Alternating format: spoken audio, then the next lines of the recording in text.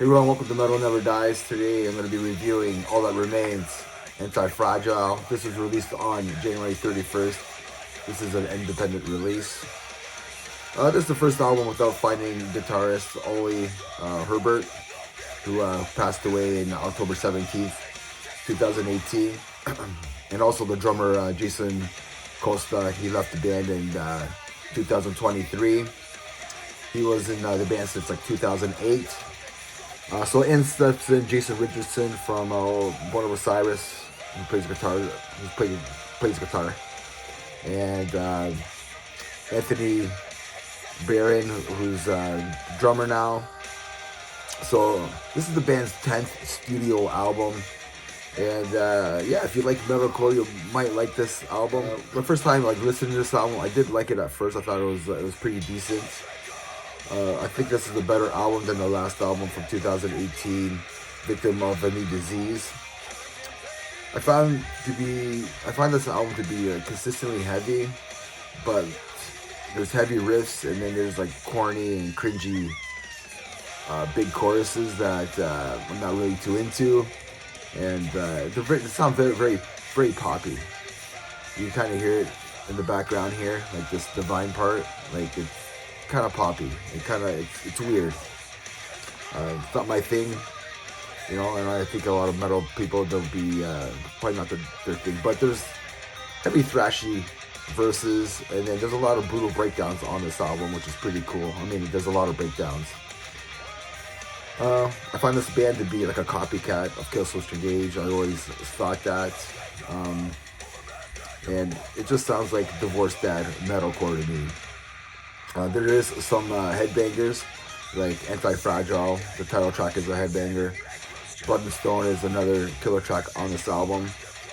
I think every song on here, again, I was talking about the big choruses, the big singing parts, like in the song Forever Cold, Divine, and there's other tracks on here with it kind of ping pong, I guess. There's a bunch of heavy stuff, and then there's a bunch of stuff that has these big singing choruses. Phil's vocals, to me, it just sounds like a second tier metalcore vocalist. He doesn't capture that Howard Jones and like Jesse Leach tier, I guess you could say. He's always felt lower than them. As bad that may sound, but that's honestly how I feel about this. So again, comparing this to their last album, I think it's better than Victim of a New Disease. I give this multiple listens, and the more I listen to it, the more I kind of cringed at the big choruses and stuff like that, and just the singing in general. His death metal or his growls are alright, but they're good, I guess. I think fans of All That Remains will probably love this album, or it'll probably be one of their best in a long time. I think they do kind of go back to that 2005 era of metalcore, but they added some of that new stuff that they've been doing for a while, with the singing and stuff like that. I think, again,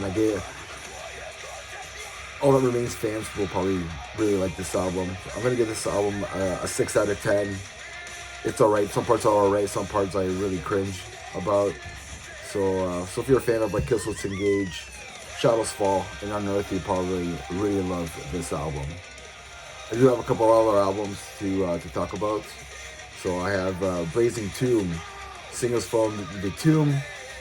So if you want to hear something, you want to hear like a quick EP, here you go. Released on January 24th. This is a crossover death metal band from Richmond, Virginia. 3 songs in 11 minutes. So if you like Bolt Thrower, you'll definitely love this band. So check this out.